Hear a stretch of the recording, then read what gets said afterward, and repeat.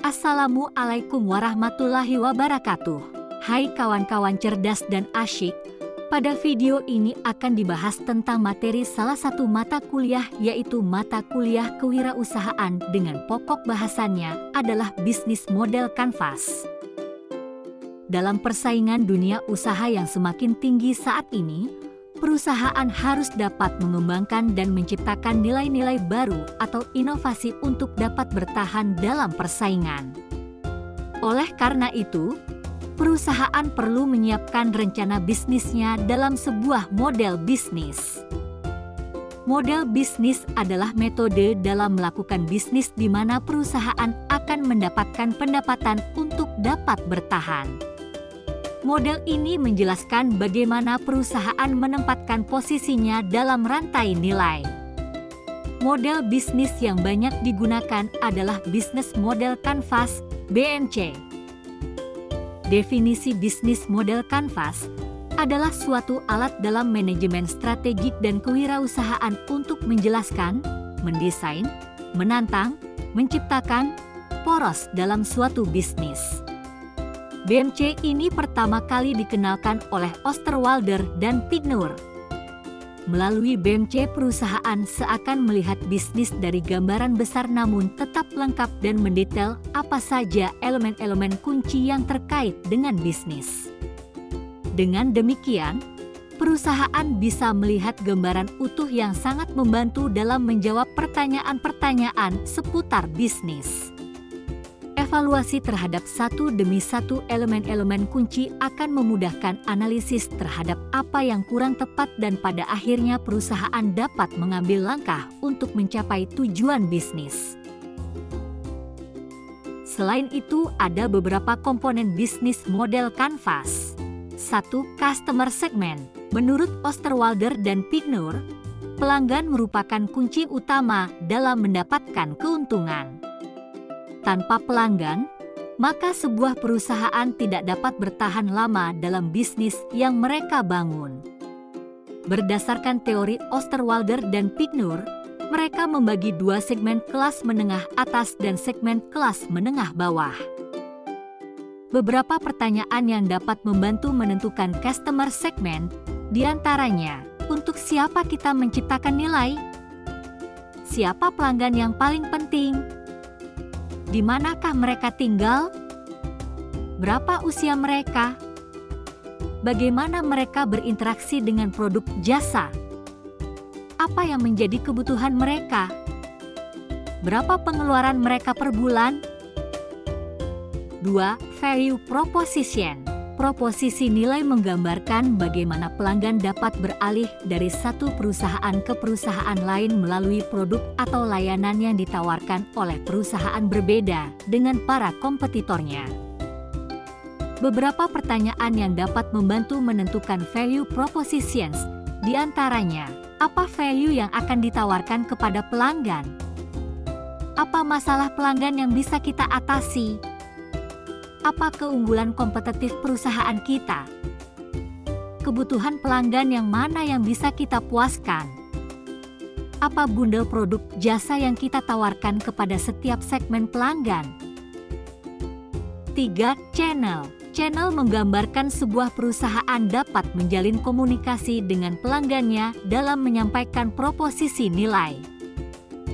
Channel dapat dikategorikan menjadi 5 tipe, yaitu sales force, penjualan dilakukan oleh karyawan; web sales, penjualan melalui web, toko online; own stores, penjualan melalui toko sendiri; partner stores, penjualan melalui toko partner mitra kerja; wholesaler, penjualan melalui grosir. Beberapa pertanyaan yang dapat membantu menentukan tipe channel, diantaranya, melalui channel mana kita dapat menjangkau pelanggan? Bagaimana kita meraih pelanggan?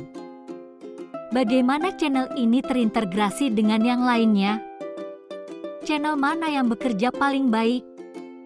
Channel mana yang paling efisien dalam pembiayaan? Bagaimana kita mengintegrasikan value dengan kebiasaan pelanggan? 4. Customer relationship. Hubungan dengan pelanggan hendaknya dibangun sesuai dengan customer segment.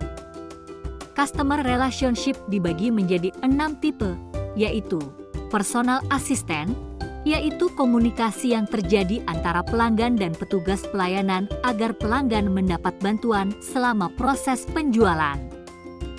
Dedicated personal assistant, yaitu seseorang yang khusus melayani pelanggan secara individu. Self-service, yaitu pelanggan tidak berhubungan langsung dengan perusahaan tetapi perusahaan menyediakan sarana yang diperlukan oleh pelanggan dalam membantu dirinya sendiri. Automated service, yaitu hubungan yang menggabungkan proses layanan mandiri dan otomatis.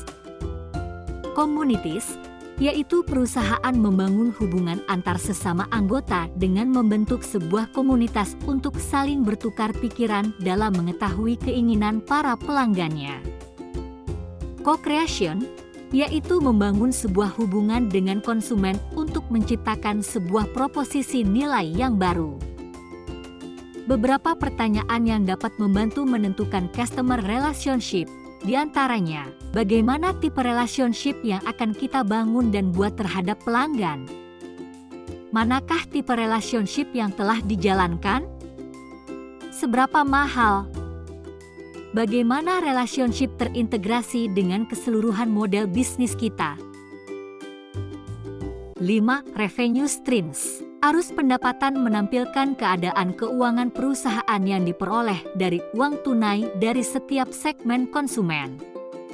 Sebuah model bisnis dapat melibatkan dua tipe revenue streams yang berbeda, antara lain, transaction revenues, yaitu transaksi yang diperoleh dari sekali pembayaran dari pelanggan. Recurring revenues, yaitu transaksi yang diperoleh dari pembayaran yang masih berkelanjutan untuk memberikan proposisi nilai kepada pelanggan dan menyediakan layanan customer support kepada pelanggan setelah pembelian. Beberapa pertanyaan yang dapat membantu menentukan revenue stream, di antaranya, untuk value apa pelanggan kita mau membayar? Untuk apa mereka saat ini mau membayar? Bagaimana mereka saat ini membayar?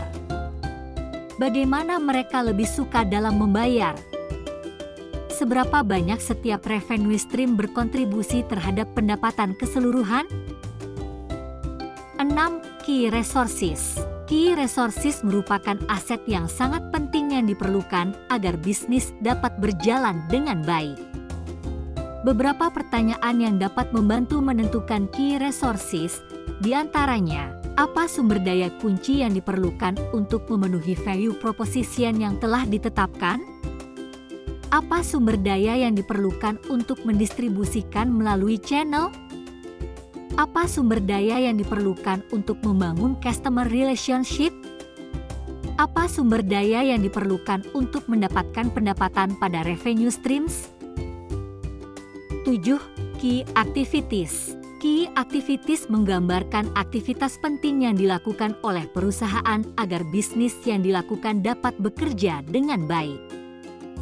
Beberapa pertanyaan yang dapat membantu menentukan key activities, di antaranya, apa aktivitas kunci yang diperlukan untuk value propositions? Apa aktivitas kunci yang diperlukan untuk distribution channel? Apa aktivitas kunci yang diperlukan untuk customer relationships? Apa aktivitas kunci yang diperlukan untuk revenue streams? 8. Key partnerships. Perusahaan perlu membentuk kerjasama dengan perusahaan mitra lainnya dengan tujuan untuk mengoptimalkan bisnis, mengurangi risiko, dan memiliki daya saing yang tinggi dengan para kompetitornya. Beberapa pertanyaan yang dapat membantu menentukan key partnership, di antaranya, siapa key partners kita? Siapa key suppliers kita? Mana key resources yang diperoleh dari mitra? Mana key activities yang diperoleh dari mitra? 9. Cost structure. Cost structure menggambarkan semua biaya yang dibutuhkan untuk menjalankan suatu model bisnis. Biaya dapat diperhitungkan dengan baik jika aktivitas utama, sumber daya utama, dan kemitraan telah ditentukan. Beberapa pertanyaan yang dapat membantu menentukan cost structure, di antaranya, apa biaya yang paling penting yang melekat dalam model bisnis kami? Manakah key resource yang paling mahal dibutuhkan? Manakah key activities yang paling mahal dilakukan? Cara membuat bisnis model kanvas. 1. Plot kanvas pada sebuah poster. 2. Letakkan poster pada dinding. 3. Gambarkan, tuliskan model bisnis Anda dengan cara mengisi dengan singkat 9 komponen yang telah dijelaskan di atas. Nah kawan-kawan, adapun manfaat dari bisnis model kanvas adalah 1. Visual thinking. Cara terbaik untuk menggunakan BMC adalah mencetak versi berukuran poster besar dan menempelkannya ke dinding. Setelah itu, founder dapat menggunakan sticky notes seperti post-it untuk mengisi 9 komponen. Sticky notes memungkinkan group thinking karena setiap orang dalam tim dapat berpartisipasi aktif. 2. Dengan cepat melihat kaitan dari 9 komponen bisnis. 3. Tim dapat menyampaikan ide pikirannya dengan ringkas. 4. Membantu menguji konsistensi hubungan antar komponennya. 5. Bentuk visual dari bisnis model kanvas memudahkan startup untuk membaginya dengan partner rekan kerja. Kawan-kawan, itulah tadi pemaparan yang singkat dan jelas tentang materi bisnis model kanvas. Semoga saja dapat membantu kawan-kawan sekalian dalam membangun sebuah bisnis dan perusahaan. Sampai ketemu dalam video-video bermanfaat lainnya.